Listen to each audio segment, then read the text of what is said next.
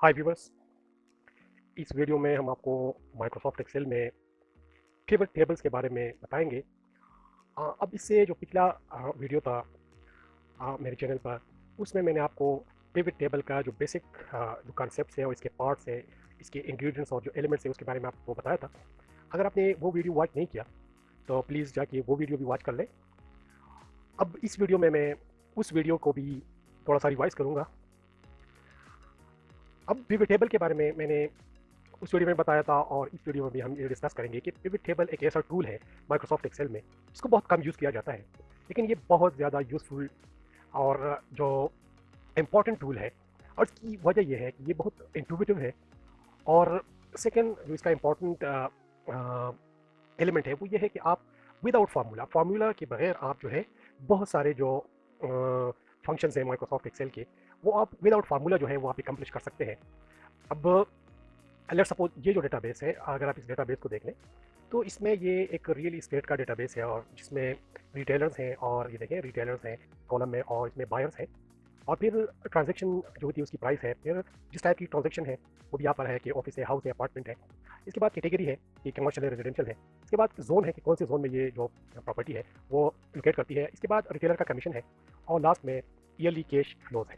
तो ये डेटाबेस है। अगर आपको लेट सपोज यहाँ पर रिटेलर की टोटल जो ट्रांजेक्शन प्राइस है वो आपको चाहिए, या उसने जो रिटेलर कमीशन है कितना पे किया है वो अगर आपको चाहिए, इस तरह ईयरली कैश फ्लो जो है वो आपको चाहिए किसी भी रिटेलर की या किसी भी बायर की, तो आप ये फार्मूलाज के थ्रू भी कर सकते हैं, जैसे सम एफ्स है या फिर काउंट एफ्स है।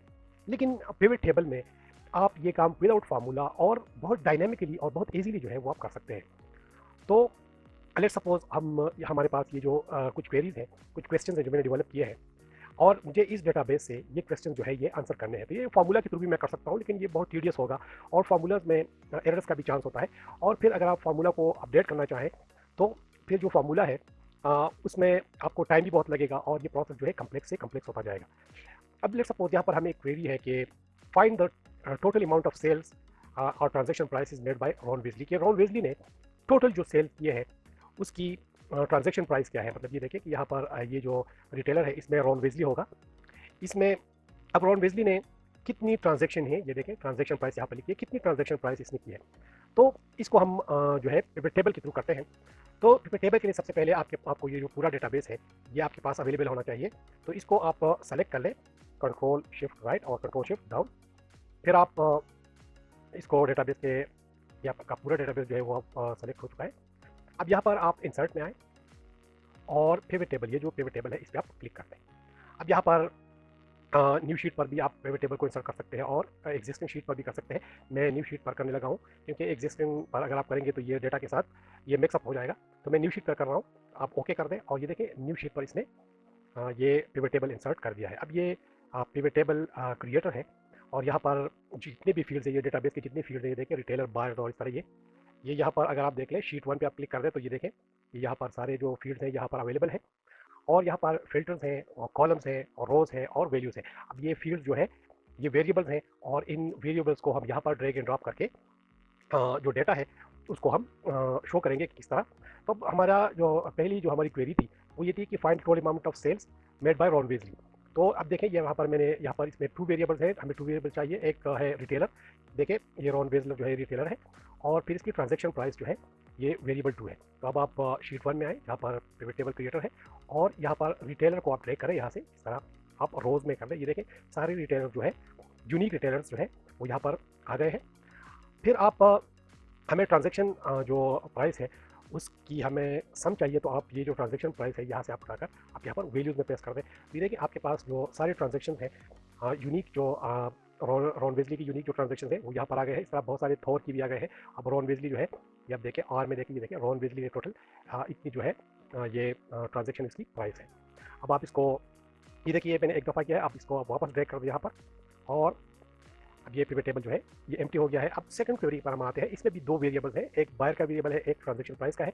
और क्या है कि find the total amount of money paid by dragon real estate company, कि ड्रैगन रियल इस्टेट कंपनी ने टोटल कितनी ट्रांजेक्शन जो प्राइस है वो पे की है। तो एक हमारे पास बायर का वेरिएबल है और एक हमारे पास जो ट्रांजेक्शन प्राइस है इसका वेरिएबल है। तो अब आप शीट 1 पे आए और यहाँ पर एक हमारे पास बायर था।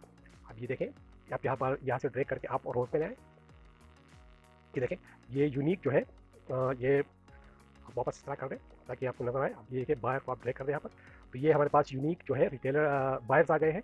ये ड्रैगन और ये जस्टिस लीग, इस तरह। तो ये अब दूसरा जो हमारे पास जो वेरिएबल था वो क्या था कि ट्रांजैक्शन प्राइस है। तो आप शीट 1 पे आए और जो ट्रांजैक्शन प्राइस है इसको आप ड्रैग करके वैल्यूज़ में ले आए। तो ये देखिए कि जो हमारी क्वेरी थी वो हमने इतनी इजीली हल कर दिया है कि ड्रैगन रियल एस्टेट ने टोटल कितनी ट्रांजैक्शन उसकी प्राइस है। तो ये देखें, ये ड्रैगन रियल एस्टेट के ये ट्रांजैक्शन की अमाउंट है।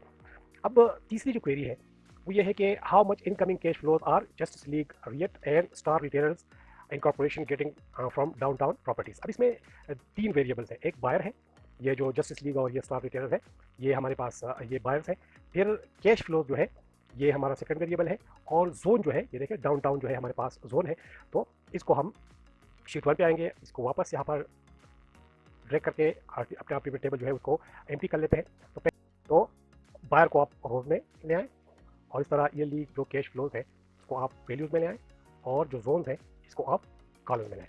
तो देखिए ड्रैगन रियल इस्टेट कंपनी और ये इसने डाउनटाउन में इतनी वो की है और इस तरह जो जस्टिस लीग है इसने यहाँ पर ये देखें।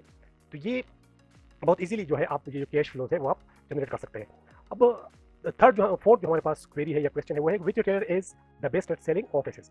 तो हमारे पास एक रिटेलर का वेरिएबल है यहाँ पर और दूसरा क्या है सेलिंग ऑफिसेज जो ट्रांजैक्शन प्राइस है ये दूसरा, ये हमारे पास सेकंड वेरिएबल है। और जो टाइप है ये ऑफिसेज, ये देखें डेटाबेस में अगर आप देख लें तो ये टाइप है ये ऑफिसेज, ये देखें इसमें। तो हमारे पास तीन वेरिएबल्स है।